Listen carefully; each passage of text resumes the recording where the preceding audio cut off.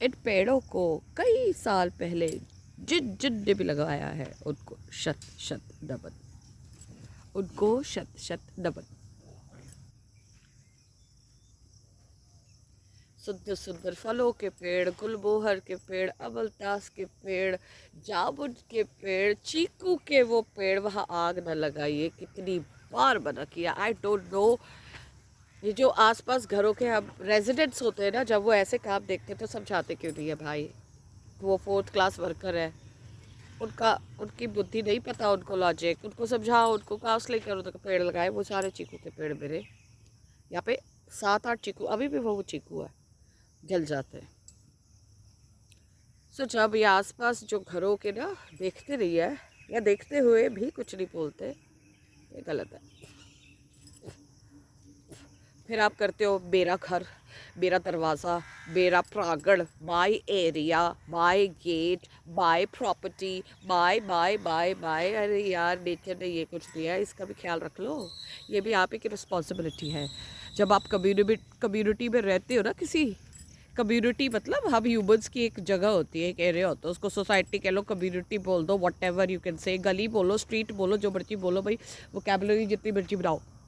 तो वो आपकी रिस्पॉन्सिबिलिटी होती है to take care of the trees, the environment and of course the living being जो आसपास खुले छत के नीचे खाना ढूंढ रहे होते हैं। ये आपकी रिस्पॉन्सिबिलिटी है। बड़ी अपनी रिस्पॉन्सिबिलिटीज़ अपने फ़ायदे के लिए सबको याद रहती है। This is also this is called civic sense.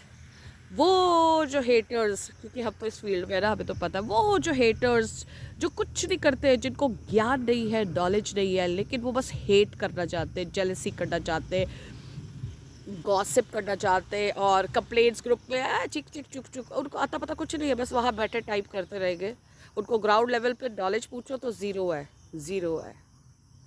तो वो हेटर्स से हम कहेंगे भाई अपने कर्म अपने आप खराब मत करो, अपने पैर पे कुल्हाड़ी मत डालो। तुम्हारी जुबान, तुम्हारे भाव से ना पता नहीं कौन सा जानवर, कौन सी चीज़ कहाँ मल्टीप्लाई होके उसकी जान पे बनाती है, उसको मार दिया जाता है, उसको उस जगह से डंप करके कहीं और छोड़ दिया जाता है मरने के लिए। जब आप किसी को कहीं छोड़ते हो ना, तो वहाँ के भी एरिया के अपने एनिमल्स होते हैं, वो नए एनिमल्स को देख के, मतलब आप समझ लो 15-20 दिन तो अगर वो ज़िंदा रह गया तो रह गया, नहीं तो बेचारा इंजर्ड हो जाएगा।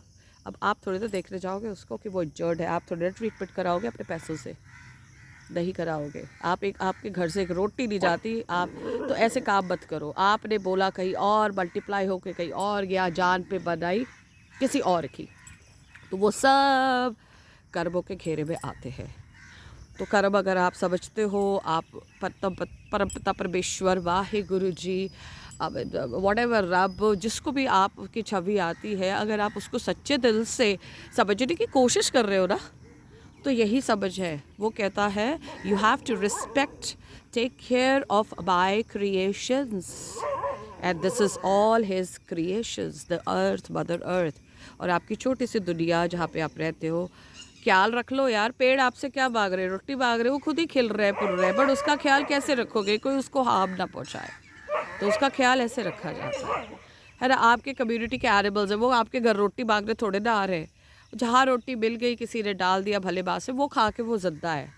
कभी किसी को चोट हो गई, छोटी मोटी बीमारियाँ हो गई, आप अपने घरों में ट्रीटमेंट करते हो ना, उनका भी कर दो। क्या जा रहा है आपका, कोई बैंक अकाउंट जा रहा है, हॉस्पिटल्स के लाखों के बिल थोड़ी ना आ रहे हैं। इसको बोलते take care of the communities. ये कोई बाहर थोड़ी ना है, वो आपसे कुछ मांग नहीं रहे, लेकिन आपका अपने दया भाव जो होता है ना अंदर का, वो छलकता है जब आप इनके बारे में कुछ अच्छा सोचते हो या गलत सोचते हो।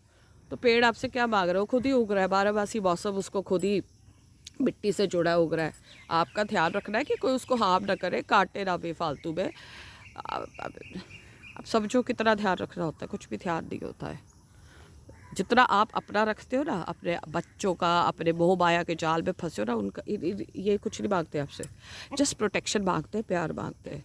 बाकी इनका दाना पानी ना वो ऊपर वाला, आप ज़्यादा मत सोचिए। उसने लिखा हुआ है, जब पैदा किया है तो उसने पेट के साथ वो अन्न भी लिखा हुआ है, इतना सा है। लेकिन दो आप अपने लक्ष्मण रेखा को क्रॉस करके बाहर कार्ड कर जाएंगे, फिर बोलते हो हम हमारे लाइफ में प्रॉब्लम्स क्यों आ रही है, हमारे बच्चों का क्या हो रहा है। वो इसीलिए हो रहा है क्योंकि पीछे आपने बहुत कुछ उल्टा पुल्टा किया है। जितना मर्जी बाती जलाओ, दिया जलाओ, पीपल के पेड़ चौराहों पे, और पता नहीं कितनों को वो खिलाओ, लंगर लगाओ, जो मर्जी करो। अगर लंगर लगाने के बाद किसी जानवर को मार के खा लेते हो ना, चाहे वो बलिदान के नाम पे हो, चाहे वो भाई हमारी सोसाइटी में न्यूसेंस होता है हो, उसका कोई फ़ायदा नहीं है।